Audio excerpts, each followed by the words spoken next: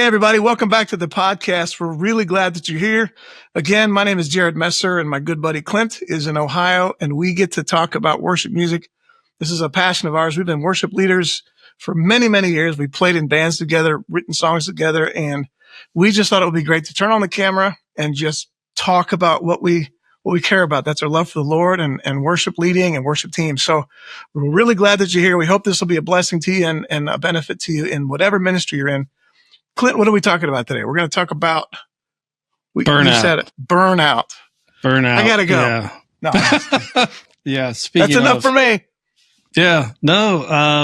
Burnout specifically, we're talking about like worship leading, like the person that's standing up front, planning all the stuff. That's the thing, right? Yeah. And I think it goes, it goes across the board, right? It's the leader, it's the band, it's even the guys in your creative arts, the guys doing the sound and the lights and anybody. Yeah. That's good. It's very, very exposed to potential burnout, and probably, just kind of speaking from experience is all I got to draw on what we experienced or went through. But 9 times out of 10, it always comes down to you're a leader. You got great committed people, and they want to give and serve, and we end up just wearing them out because when you have talent that wants to serve as a leader, you're like, yeah, let's go. And it, unfortunately, sometimes we overlook what we're doing to them by not giving them a season of rest and a regular rotation and time off and those kind of things. But it's incredibly important. And we came up with some ways to do that, to try to give people, get them in a rhythm. But it's hard, and there's that side of it. And then you can probably speak to this. The other side of it is, add the leader yourself. You get, because you're so passionate about what you're doing, you just keep giving and keep giving and keep giving and keep giving. Right. And it just go on. If there's a ball drop, guess who picks it up? You do. So that's right. And there's a little bit of that is, if you want something done right, do it yourself. There's a little bit. You get into that, like, sure. I'll just do it. If I have to explain it, it's going to take longer. I'll just do it. And then you find yourself spinning all these plates. And now what happens when you're doing that, you get to a place where people can't do it because they're too deep. They don't even know how to start. This stuff. Or they start to feel like, well, he's so good at it. Yeah, they won't do it as well.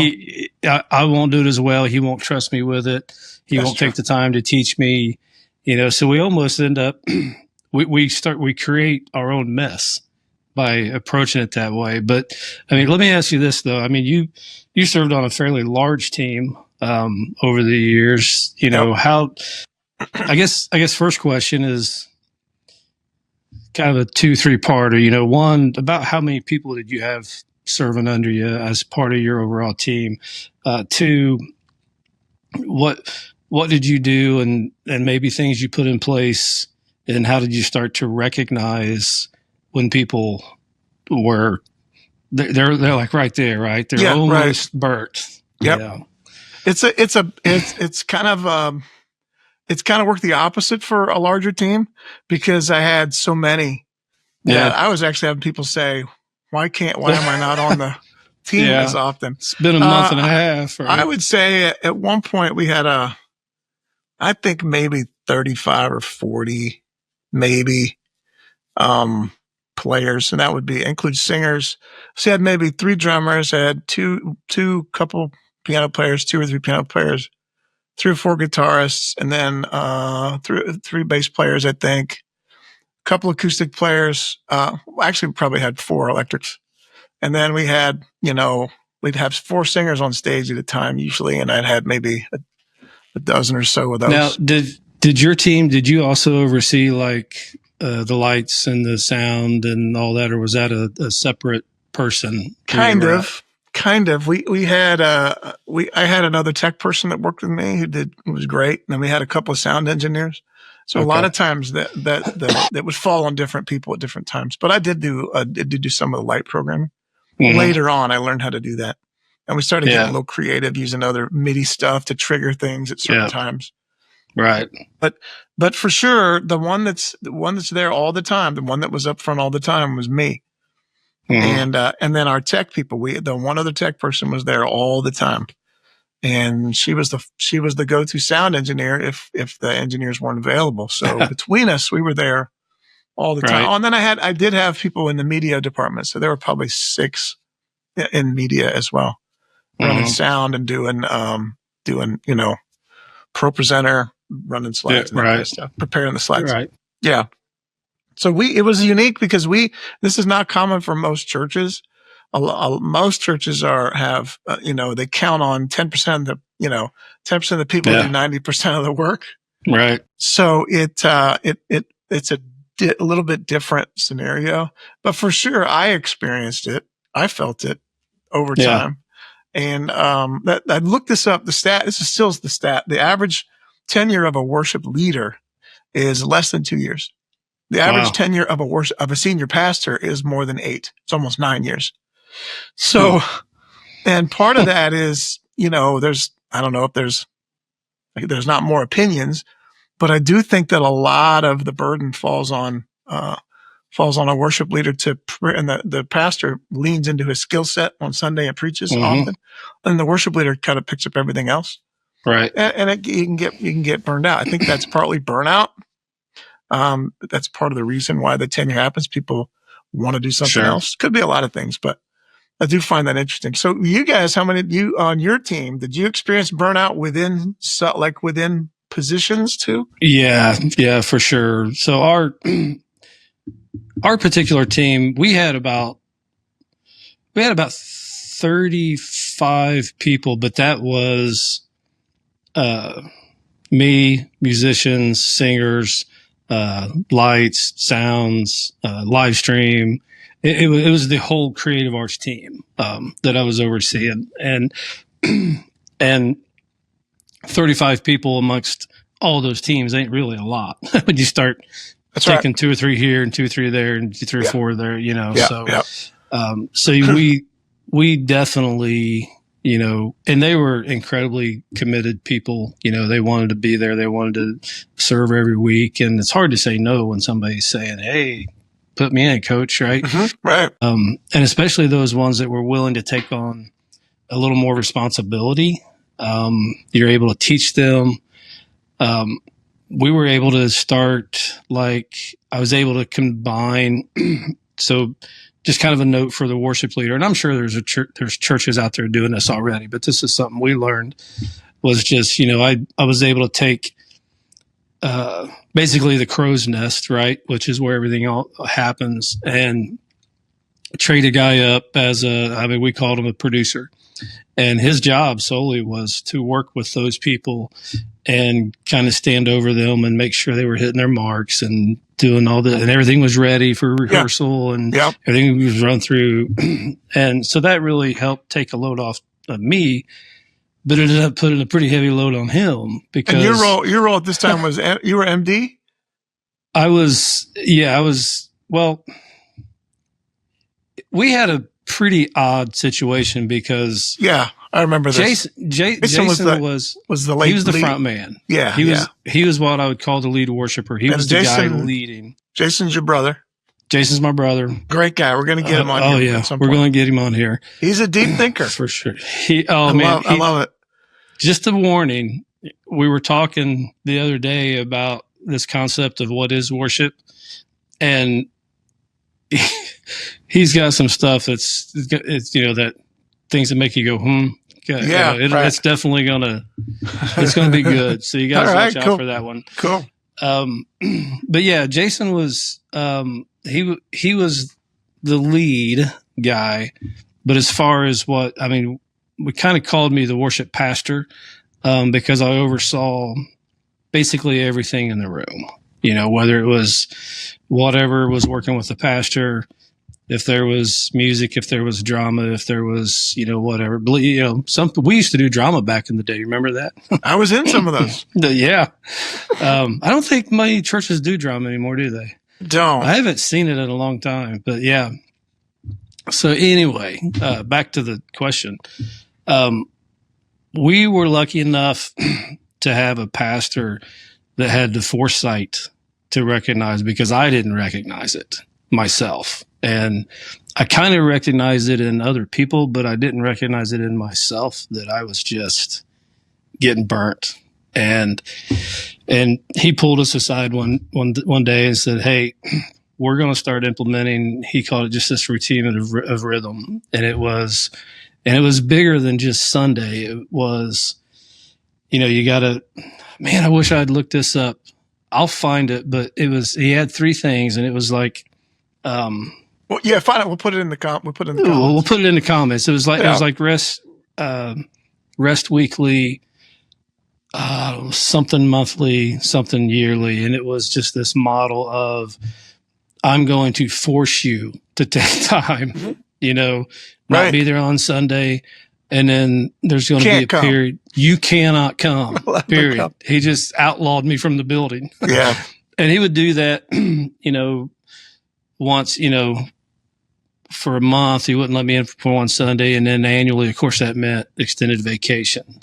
You might take a vacation and you're gone for a week, but you're not getting back in the building for a month. You're not serving for at least a month, and take some time to rest and recuperate. And can we shout out Pastor Tim? Oh yeah, Tim Cox. Go ahead. Tell us a little bit about, just a brief thing about Tim. Oh yeah, Tim was phenomenal. Dr. Tim Cox. Tim Cox. If you guys look him up, he's the lead pastor at Miami Valley Church, and just an incredible man of God. I mean, everybody has what they call their forever pastor. He's mine, and he's walked through life with us and done life with us for 30 years. Taught me way more, about compassion and grace than one man deserves. So it was phenomenal. And they're still doing church. They, at the end of COVID, they went with a slightly different model, more the kind of the home church model. And they've gotten really involved with what's it called? I'll find that and put it in the comments. But anyway, great man. And he really was the one who spurred us on to, okay, if I need this, everybody needs this. Yeah. We got it. For sure. So then we took that and just started pushing it down to our team, just that same model. You got to find rhythm. You got to find rhythm. You got to find rhythm of rest and kind of rejuvenate yourself. And of course, when you do that, what happens? You come back and you're all fired up. There you go. You got new ideas. You got new passion. Yeah. You're just excited. Yeah. So it was really good. And I know it's hard for teams to say, because here's the choice, right? You come down to, okay, this is my bass player's rhythm. I have to send him home. I only got one this week. But I only got one bass player. So how do I compensate with, for that? And there's all kinds of ways to do it. My advice is just, for the sake of the player, figure it out. Go without a bass, run a bass on a track, do an acoustic set, do whatever you have to do. But, make sure that you find, because if you tell those guys, oh, hey, I don't have anybody, what are they going to say? Oh, I'll do it. I'm okay. I'm good. I'll go ahead and play, and it's on us to be the authority and say, nope, you're sitting out, in the crowd this week, or you're not even coming this week, or whatever it is. So, and it's important for the person. Yeah. Perhaps more important for the church. Oh yeah. Because when, you need it to recover and rest, but if you get to a certain point that they could just lose you, because bad stuff happens. Bad things happen when you get to that point. You can get resentful. You can fall into temptation. You can begin to fall into entitlement. There's pride that comes in because you think that now that you're doing everything, that you are everything. Right. You're not. So, and you also start thinking they can't do it without me. Yeah. Well, guess what? Church has been going a long time before you got there. Yeah. All the churches, so they can do it without you. So it's humbling in a way to pull back and let things continue. Yeah. And they may not be the same. You might look at it and go, oh, it's not the same. But that's not to say it's not as powerful, that God doesn't work and God doesn't move. So that's super valuable. let's talk about this really quick. What about a church who has one leader who does everything, and if they step away, they don't have music? What do you have any suggestions off the top of your head? I'll throw that at you. What about that person who's the piano player and the lead singer, and then they have singers that sing, but if the piano player doesn't play, they don't have music. What about that? Any ideas? A couple come to mind. First thing is, there's always the call to your worship buddy friend. Hey, can you fill in this week for me? Oh, yeah. Come in and we did that because unfortunately when there was a period of time when me and Jason were leading together, we would go on vacation. We always went, his family and my family. Yeah. So when we were gone, shut down the church. That's it. Half the team was gone because my wife sang, his wife sang. Yep. My kids played off and on. His kids played off and on. Yep. So it was like, when the Bicknells went on vacation, half the stage left. So there's that. You can call somebody in. The bigger thing is you just got to think ahead. And this is another thing that came out from Dr. Cox is this idea of reproduction. I don't care how good you think you are, how smart you are. You have to find people to start investing in and reproducing yourself. And I think the key thing we learned off of that, just another thing that came from the mind of Dr. Cox, is you just got to find that thing that only you can do and give the rest away. Give the rest away. And so as I started going down that journey, I started figuring out there's a lot of people that can plan services. There's a lot of people that can take care of planning center. There's a lot of people that can run sound. There's a lot of people who can do this. Two things that I really had that I ended up circling back to that I felt like only I could do was, one, be the presenter of what we were putting out there. And I mean, how we arrange it, how we flow through it, how we impact, I guess, for lack of a better word, the people that are there. And the other was songwriting. And Tim actually told me that. He said, if you're not writing, you're not doing what God, really the number one thing that God's called you to do is write music. And funny enough, if we have time, maybe we'll circle back to this because I saw it in a comment last week. I don't know if you saw that. Somebody commented about maybe talk about music writing in the smaller churches, the local churches.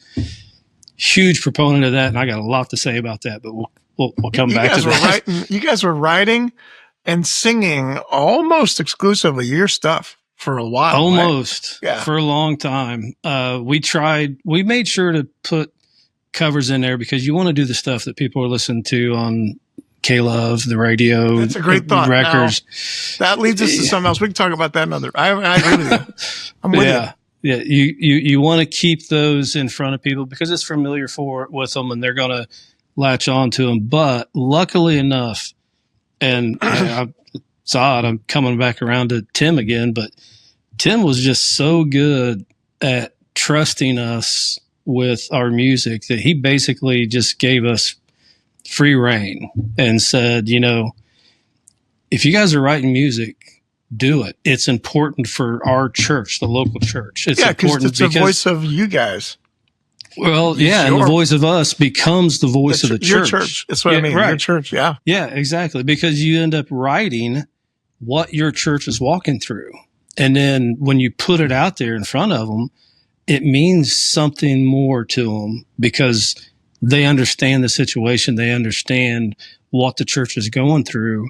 And it just, I think that it just means more to them and probably ministers to them more when they feel like it's their own. There's a connection. So we were incredibly lucky in that manner, that Tim let us do that. But,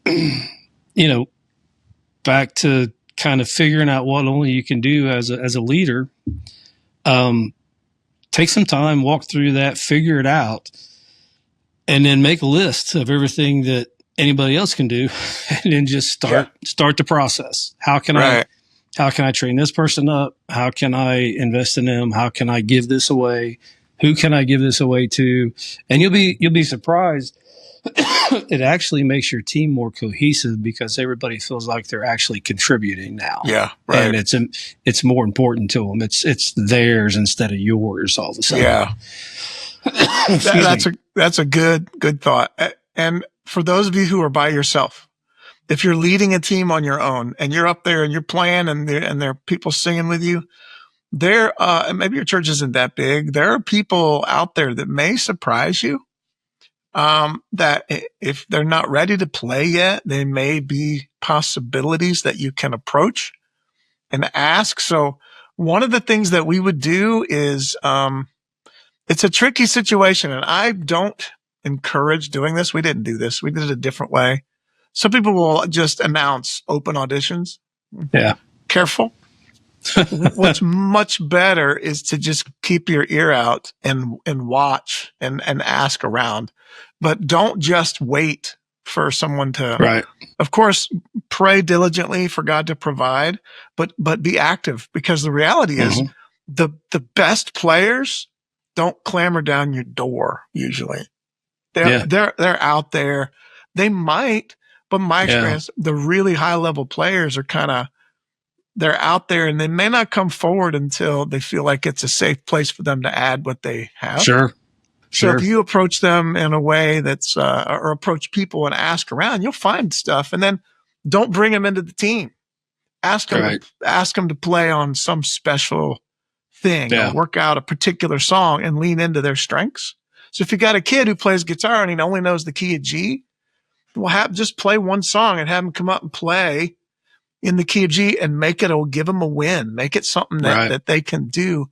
And that gets over that hurdle of people thinking, I don't want to come up on stage, or just have them, like we talked about with practice. It's a great way to come to rehearsal. People that aren't ready to play, have them come and sit in and play. And they don't even have to mic up or plug in. If you're just a small church, you got a piano and singers, have your acoustic come and sit in the front row and just play along. You can see if you watch, is he playing or she playing the right chords? So make it an on-ramp that's possible for people, and be active. Don't just sit back and say, well, I guess I have to do it all. There are people out there, and have your, be attentive to the people that you know. It's very possible somebody's out there that you just haven't been asked, and they'll come and play. Absolutely. And put that on your team members too. For sure, guys, keep your ears open, funny story. It's funny you bring that up. We had that happen on multiple occasions, but the one that comes to mind, which I think is just so funny, is we had a guy who, his wife actually grew up in a church. I knew her since she was a little kid, and she grew up, she got married, her husband started coming, and this guy sat in the pew for 2 years. I'm not kidding, 2 years. And all of a sudden, and I forget how it came about. He's like, by the way, I play. Well, no, he never even said anything. Oh. I think it was his wife's mom finally said, "Oh, hey, he plays drums." I'm like, no, I didn't. I didn't know that. Yeah. So obviously, I approached him and just said, "Hey, would you be interested in coming, sitting in, and checking it out, or whatever?" Long story short, that guy's now a pastor. He went through and he ended up coming in, and he was drumming with us for a long time. And it was so obvious that the Lord just had a calling on him. That's awesome. Tim recognized it. Tim started investing in him and training him up. He ended up going through seminary. He ended up, so now he's a pastor, and he's out there leading the church now. And I mean, but it's that same thing. You just don't know, until you start asking and start poking around, but this lead, that's amazing. That's great. That happens probably more than you realize. This leads to burnout, because it's taking the burden off of one person and sharing it just by asking. So don't be afraid to open it up. There's also, for some, and I'll bring this out, when you're doing everything because I think a lot of churches are in that place. You're doing everything, or at least you're doing most of it. There's a little bit of a fear that if you back out, if you pull back and someone comes in, what if they're better than you? What if they're better than you are? What if they get up there and like just me, kill? like them better, and they just kill? Yeah. So have a frank discussion with your pastor. And if that's a fear, if that's something you're worried about, share that, because it's good to get that out there, and it's okay. That totally makes sense. So share that information and then have a discussion. What's worse than backing away and having a rest or a time of recovery is just keep pushing forward until you feel like you become resentful. That can just happen, and then you're just done. Sure. And then only it doesn't matter if they're better, you just don't even want to be there because you're so tired. Yeah. So have a discussion with your pastor. Yeah, and if somebody's better than you, I've always said, I don't want to be the best player in my band. Right. I want to be the worst player in my band. I had a chance to play with some really good musicians in Nashville. A couple of studio bluegrass players, a guy who toured with, Amy Grant for many years and played with Vince Gill and all these other cats. And I'm sitting there with my little acoustic guitar. We're playing these songs and it was so fun. Because once I found I could hold my own a little bit. And it was so great to be surrounded by really good players in that setting. It was so cool. So the person that comes in who's better than you, that's an asset to your team. It's not something to be afraid of. Absolutely. Because what you bring to your team is not just your ability, it's you. What you bring is you. And so if that person comes in and plays the piano, like, oh, I can step. We had some piano players that were great. I could step off the piano and play guitar, or not at all. I just sing. Yeah. It was really kind of free. Just stand there and lead. Oh yeah. It was great. That's huge. It was great. That, the thing about burnout, what I found is, as a leader, if you're so passionate about what you're doing as a leader, and you believe so wholeheartedly in what you're doing at the church and for the church, eventually that becomes that becomes your driving force instead of what God ordained for you. And I mention that because it's incredibly dangerous, because when you drive so hard in that, and I've seen it happen several times, don't be surprised that you come home one day and your family's falling apart because you've given. God never said, hey, God, church, family, right? Or God, serve, family. It's God, family, serve. It's he is the biggest thing I don't know, call it whatever you want, that he ever gave us was to raise up our family in a godly way. And I've seen so many guys that get so dug in with how they're serving that they forget to take care of their family because they're at the church. And as well as I do, I was never full time. There were a few years there where I was part time, but I was working a full time job and still spending 30 hours a week on church stuff. Yep. And all of a sudden you start to realize, hang on, I'm missing a lot at home. And that was a hard lesson to learn because, you have to now, if you haven't started raising up people, now you got to step away and take some time to reinvest and realign your priorities. And that hurts the church as well, because you're letting stuff go and maybe it's not ready to be picked up by other people. But it's, the whole concept of burnout can be, it's not just you're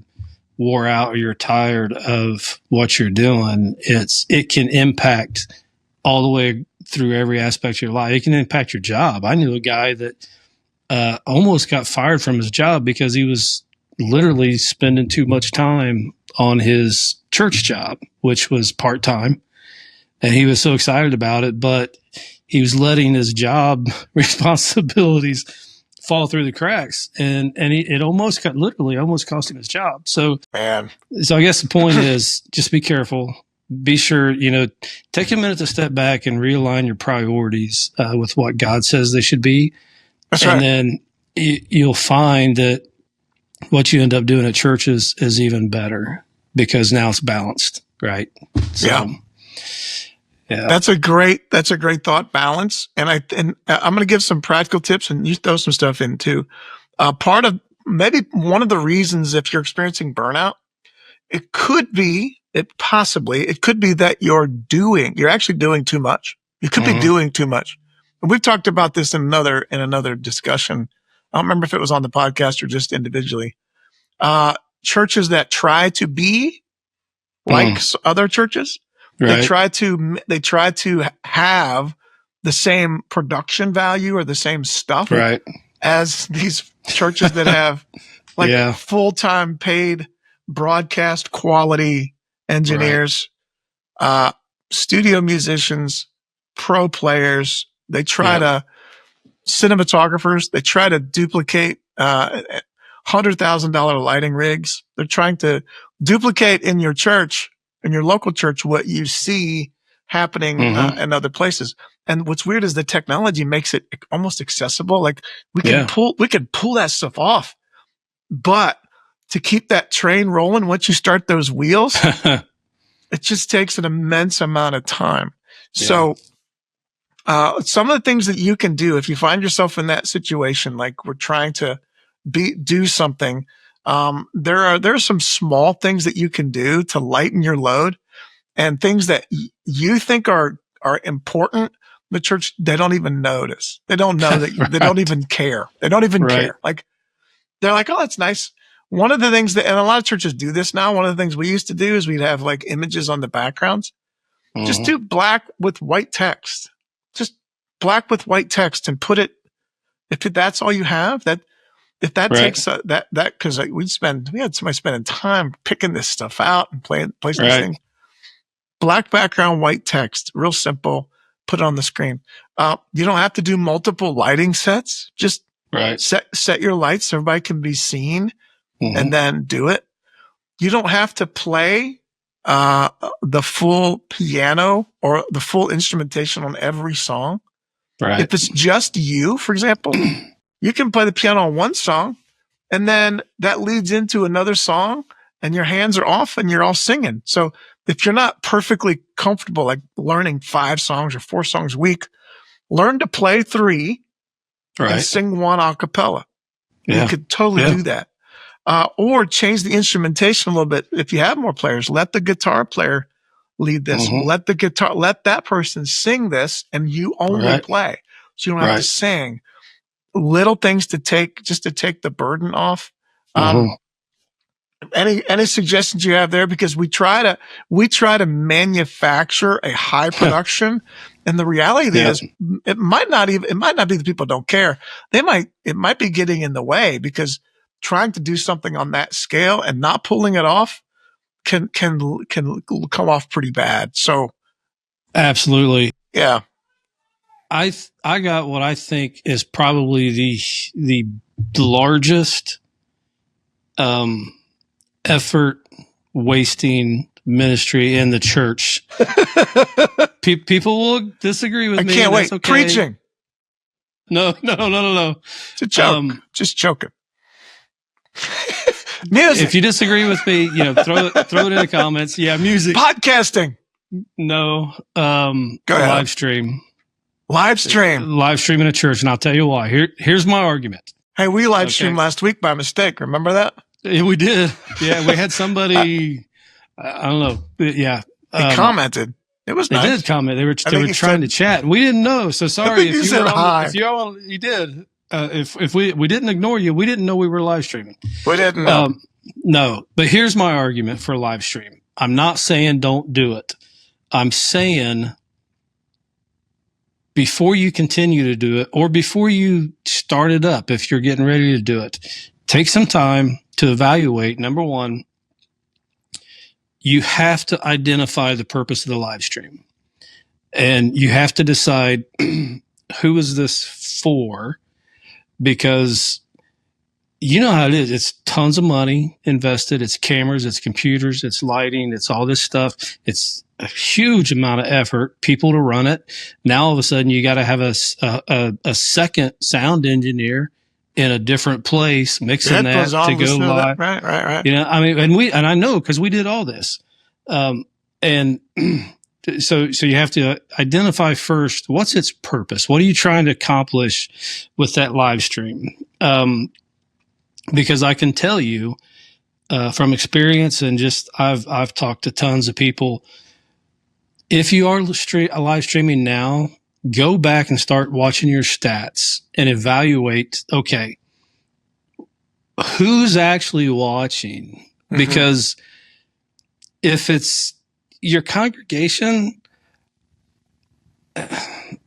do you really need to do all that for just your congregation? And there's an argument to be made, don't get me wrong, for, well, we have people that, can't get out of the house, and we have people that, maybe they're on vacation. We want them to join us on Sunday. Well, that's fine. But my argument is, number one, if you're considering it as an outreach, you're fooling yourself, my opinion, because you probably know as well as I do, nobody that's investigating a church will jump on your live stream because it's not at their rhythm and it's not when they're ready to engage it. Now, absolutely, publish your Sunday mornings out on YouTube or whatever it is. Throw it all over your website. But those kind of people, at least in my experience, they don't engage on your time. They're not going to say, oh, Jared's church live streaming at 11 this Sunday. I'm going to make sure I'm there. It's not going to happen. No. They're going to wait. They're going to go hit your YouTube and they're going to go do that. So what you end up doing is you're throwing all this money and all this effort and all this energy into something, and it's really not the ROI on it, right? It's not really that good. So, yeah, it's a cost benefit. You know, argue with me. People can argue with me. I would love to hear those of you who live stream. Please put that in the comments that you do live stream and maybe your results from that. And you're not even talking about not recording. You're just talking about you can record it. Just don't do the live whole production, because you can capture the recording of it with a camera and a mic and then edit and put it up. Yep. Yeah. That's totally fine. Yeah. I'm sorry. Don't mean to cut you off, but before I forget, the other side of that is, or another thing with live stream is, most churches aren't putting out very good quality audio. It's hard to send out a live stream that's EQ'd well, that's mixed well. You know, because the first thing the internet does is it compresses. That's right. You got to have really good tech. You got to have really good tech, and you have to have experienced ear that says, I'm listening to the live stream every week, and it's going to sound like this on there. Yeah. It's going to sound like this, so I need to push the bass up because the bass is going to get compressed on the live stream, and I'm going to lose it.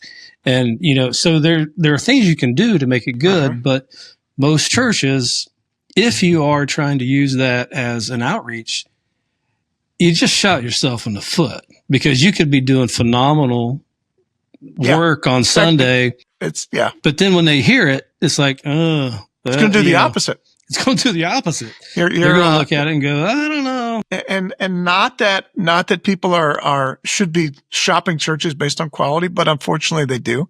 They do. And if they listen and they hear stuff that's like feels harsh, or it's not what's happening in the room.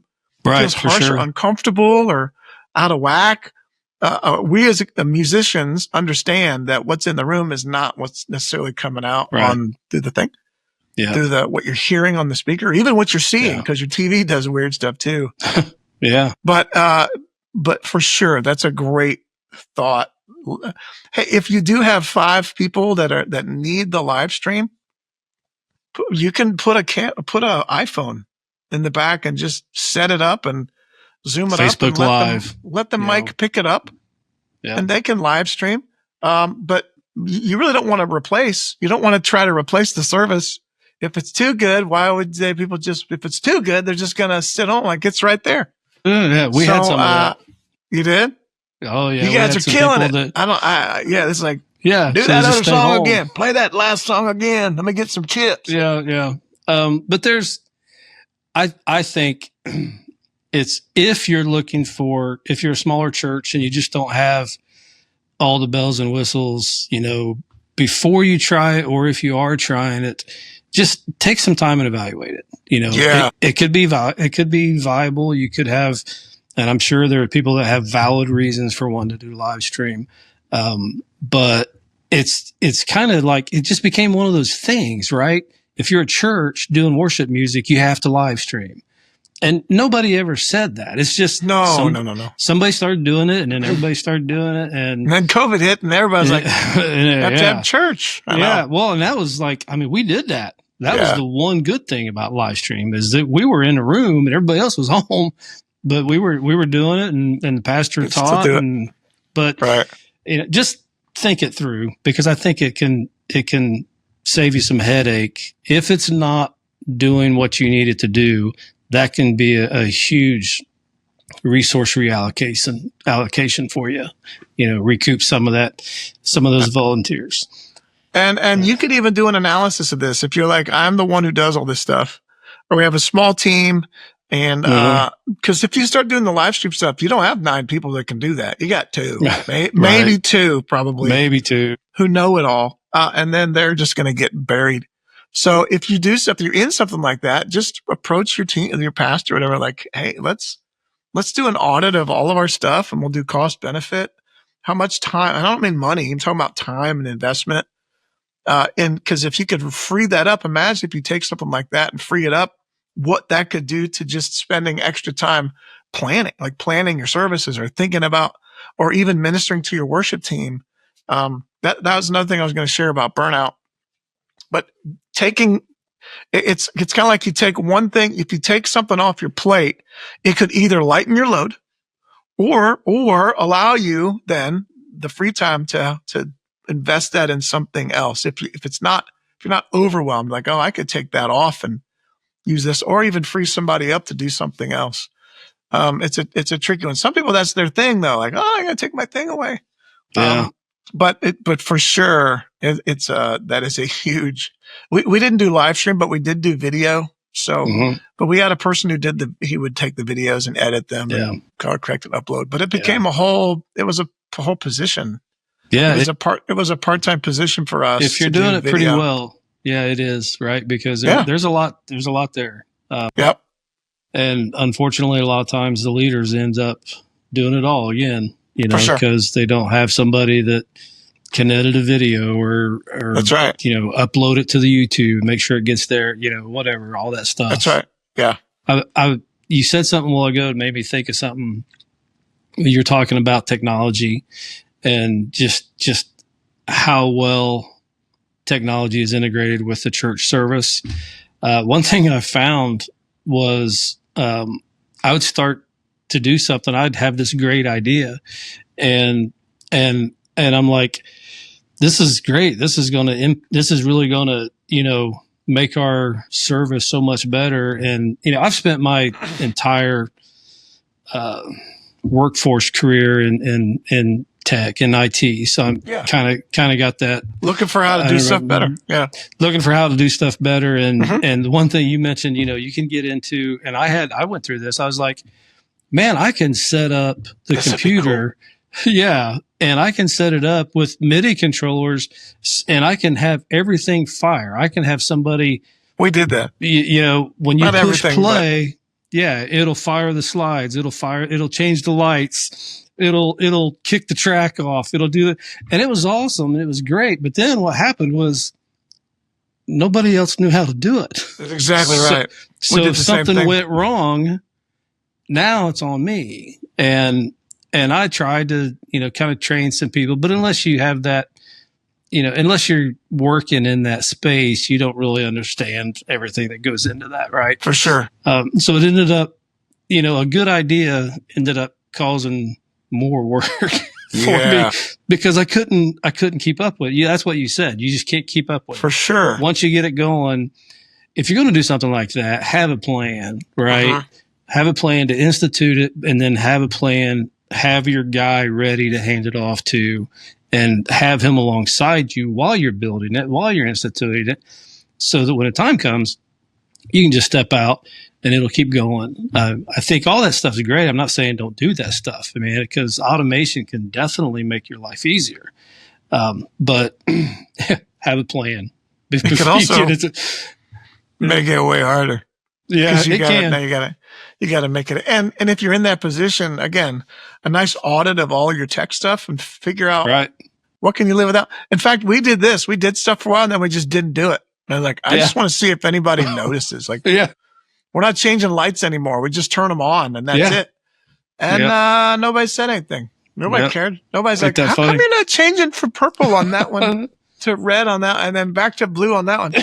Nobody, and maybe they cared. It just didn't say anything. But I'm telling you what, if we turned all the lights off, they would have said something. So there is a line there where if you make a change, you can test it and see, just put white on black or whatever, make it easy and just see what happens. These aren't permanent changes. You can try it and run it by your team and see what they think. And somebody says something like, we're trying something different today. I think it's what you said I think is great is, by what you're doing when you say, just put white text on a black screen, what you're doing is actually making your person's job easier. For sure. So you start looking at those things and one thing we started doing, kind of the next step in that, was we quit doing it. And I don't know why this became a thing, but the whole one line per slide. Yeah. When did that become a thing, and why did everybody start doing it? We didn't do that either. There's still some people who still do that. Tell me about why you didn't do it anymore. Did you stop doing that? We stopped doing it, and I started having them put them in, blocks. No more than 4 lines. Yeah. If 4 lines I found was about the right amount. That's what we did. Because it's usually like 2 phrases. It's usually like 2 phrases, That's right. And now all of a sudden you got 2 slides for a whole verse. For sure. And some songs, 1 slide for a whole chorus. That's right.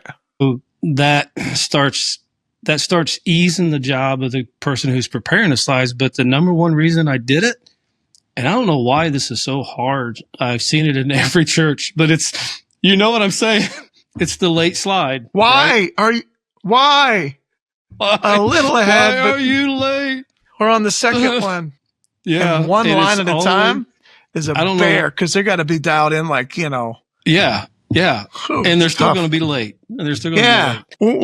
Or earlier, not perfect. It's earlier, not perfect. Right. So you consolidate to 1 slide. Now they might be late on 2 slides, not 10. Yeah. Because there was a theological reason for that for me too.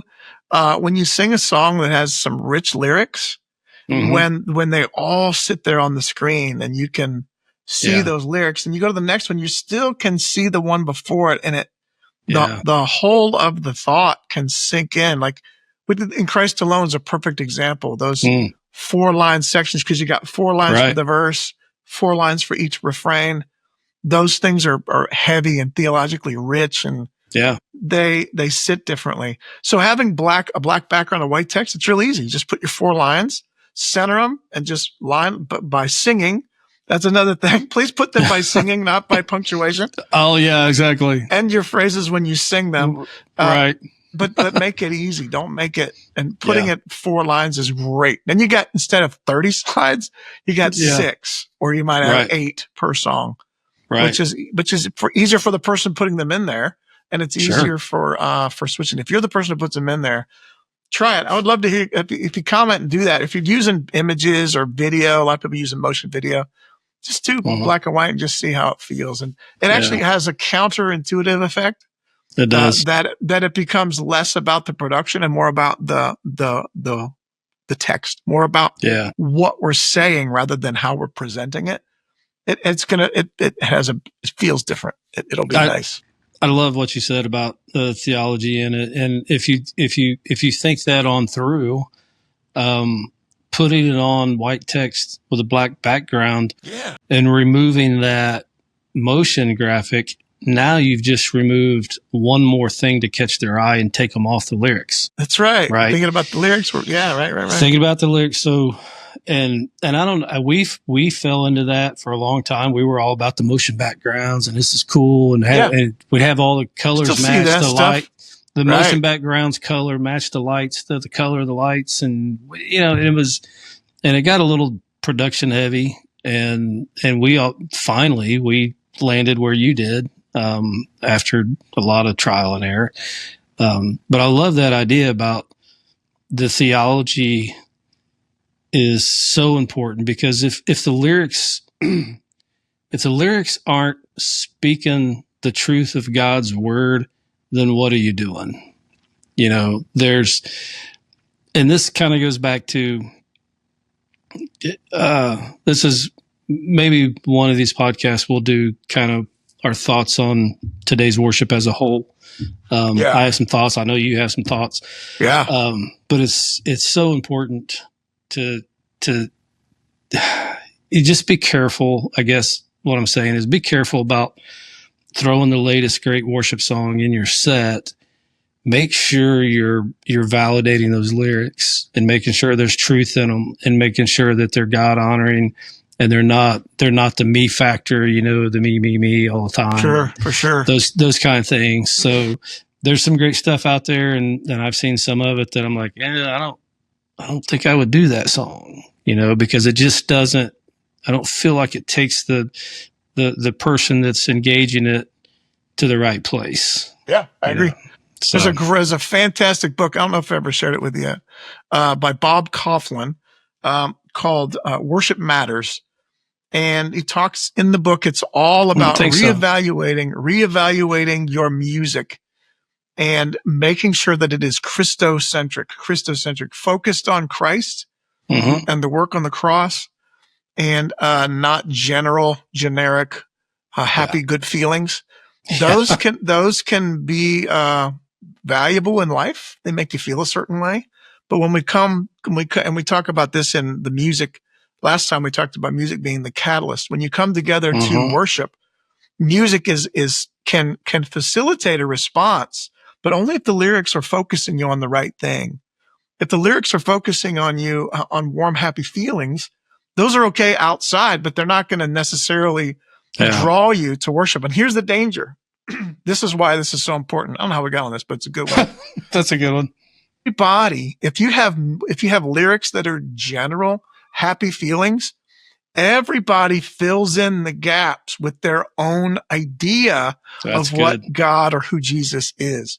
So when you put out that, so I'm not going to say any lyrics of songs. I'm not going to call anybody out, but if you put songs out that are general, that talk about love and being good and those kinds of general topics, people fill in different things. That's great. Yeah. But if I say lyrics that are focused on the gospel and I say it, now the response is only on the true God, the true Christ. That's the point. So we want to put lyrics out that are Christocentric so that it focuses our minds on Christ and causes us to then respond in worship. That's what you're talking about. So I think I don't know how that fits with Burnout, but it definitely fits with worship. Well, so, I think it can, because if you're leading in such a way to where it's palms up all the time, right? And by palms up, I want to clarify for our palms up brothers and sisters, because we do that too. I don't mean the people who I know what you're do saying. That. I'm saying that I feel like a lot of today's music is being specifically written for that one emotion. Yeah. And that's for the sake of the emotion. For the sake of the emotion and for the sake of where it takes to people. And I absolutely encourage, if that's how you worship, palms up. Who was the guy, the comedian did the palms up goalpost? I forget what his name was. Tim Hawkins. Tim Hawkins. That's him. I don't know. That's great. But it's all. I'm not saying anything like that. Please don't get on me about, I'm not saying that. I'm saying that if that's all the kind of, if it's all about the emotion, if it's all about the emotion and it's all about the, he's a good God. He's a good God. We love God. Jesus loves me. All that kind of stuff. That's all great. But even as a leader, you're not getting what you need from those lyrics to empower you to just what you were saying, to make a response, because we're not just trying to draw people to respond. We're focusing on, well, I got to respond too. My team needs to respond in this moment. They need to be aware of what God's calling us to next. What's that next step for each individual across the board? So it can lead to burnout just from a sense that you're just spiritually, you're not getting what you need from God on Sunday morning if you're ignoring a lot of that theological truth and that lyrical content. For sure. You said. I agree. And it doesn't have to be, and we can have a discussion about this. I'm sure this will come up maybe. There's a lot of talk about repetition in music. And there's a lot of repetition in Revelation where they circle the throne and they continually sing, holy, holy, holy is Lord God Almighty who was and it is and was and is to come. So repetition in itself isn't bad unless you're repeating worthless things. The Bible, Jesus called that vain repetition, right? Right. Vain repetition. But repeating holy, godly, Christ-centered truth, that's something that is done in heaven continually, repetition, saying that phrase, but it is so true and so right every time they say it. So the vain repetition of songs that are meaningless over and over is a problem. So we don't have to have new words every other line, but each time we say the words, they should be truth. Yeah. Yeah. Yeah, absolutely. And I think if you're a songwriter out there, number one, I applaud you. Absolutely be writing music for your local church. Number two, focus on that content and focus on that repetition. I started as writing worship music. I stopped trying to come up with a second verse, period. Just threw it out and decided if my first verse is what I want it to say, let's just repeat it. That can be the song. Yeah, that's the song, right? It's one verse, you do a chorus, you do the verse again, a couple choruses, maybe a bridge or whatever, but it's what you're talking about, that repetition. If the truth is in that one verse, I don't need to amplify that or try to figure out a different way to say the same thing in the second verse. Yeah. Just repeat it. And it's perfectly acceptable in songwriting. You don't have to, for sure, come back around to do that. So not at all. But and I would point to that verse. I believe it's Revelation 12. I was going to get out my my Bible here. I think it's Revelation 12. It could be Revelation 4. Let's have a brief Bible study. You want to? Sure. I don't have my my glasses in here. But you guys can look it up. I believe it's Revelation 12. I'm going to look it up here because now I said it. And it's the throne room where they're circling the throne and they're saying, it says they repeat over and over or over. Yeah. No, I think it might be Revelation 4. Revelation 4. Well, anyway, look it up for me. I'll put it in the comments again. And it talks about that circling the throne, repeating over and over and over, you are worthy. Yeah. It's Revelation 4. Holy, holy, holy is the Lord God Almighty who was and is to come. And they continually repeat this as they circle the throne for all eternity. So the repetition in worship can actually drive you to repetition in lyrics, like you're saying, if their truth can drive you back to a true sense of worship. But I would argue that it's our sinful nature that can get in the way and make it seem boring, even though it's truth. So, and there's a part of that we want to keep things, we want to understand where we are, and we don't need to say the same thing 1,000 times. I get that. While we're here, we'll do that in heaven. Yeah. But it's valuable if you're repeating truth to repeat it. Let's say it again. Yeah. Those are good things. Absolutely. Awesome. Completely agree. Well, hey, we're so glad that you guys came and joined us for this. We sometimes will go on little tangents. That's fine with me because It leads to some good stuff. I hope. Before you close out, go ahead, man. I've been trying to read your shirt this whole thing. What's your shirt say? Made to worship. Psalm 95:1. Let us shout unto the Lord. Let us, so this is a shirt that we have on our website that we sell. I may put that. Nice. I'm glad you said that. I may put that underneath on the channel. We got a couple different things that we all right. I'll get one, and then we'll match next week. Yeah. Okay. That'd be awesome. I'll put that link up there. Cool. Well, we're really glad that you came to be with us. I just want to reiterate again, as my music teacher used to say from the Redundant School of Redundancy, I want to reiterate all over again. I want to say again that we want to approach all of these topics with humility, that all of us are seeing through a glass darkly until we meet Christ face to face. So these are things that we've experienced and believe. And of course, other than Christ himself, we consider all things at loss. So we approach this humbly. I would ask you guys to do the same thing in the comments. Share what you think. Remember, we're brothers and sisters, and we want to love each other. We can make this a place that we can demonstrate love, even when we disagree. So please do that. We would ask you guys to like this video. If you would, please subscribe to the channel, hit the notifications so you can get all the updates when we launch a new video. And we are just so thankful to have you with us. Clint, anything else to say before we go? Nope. I think we got it. All right. Stay tuned. Back. We'll be talking about, I don't know what we're going to talk about next time, but I hope it'll be good. All right.